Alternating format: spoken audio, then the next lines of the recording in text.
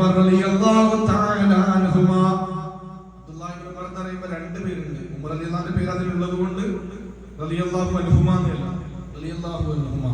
അവർ ഉമർ റളിയല്ലാഹുവിന്റെ മകനാണ് അബ്ദുല്ലാഹി ഇബ്നു ഉമർ. അവരൊരു വനാന്തരത്തിലൂടെ നടന്നു പോവുകയാണ്. ഒരു താഴ്വാര പ്രദേശത്തെത്തിയപ്പോ ഒരു ആട്ടിപ്പച്ചത്തെ മഹാനുഭാവൻ കാണുകയാണ്.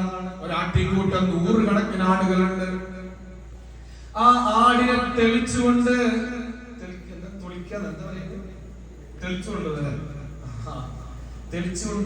ഒരു ഷെപ്പേർഡ് ഒരു ആട്ടിനെ. അങ്ങനെ 100 കണക്കിന് ആടുകൾ ഇങ്ങനെ അബ്ദുല്ലാഹി ഇബ്നു റവാഹ തങ്ങൾ ഇങ്ങനെ നോക്കിയിരുന്നു. പണ്ഡിതന്മാരെങ്ങനെയാണ്, എന്ത് കാഴ്ച കണ്ടാലും ചിന്തകന്മാർക്ക് അതിനെ പറ്റി ഒന്ന് ചിന്തിക്കാനുണ്ടാകും.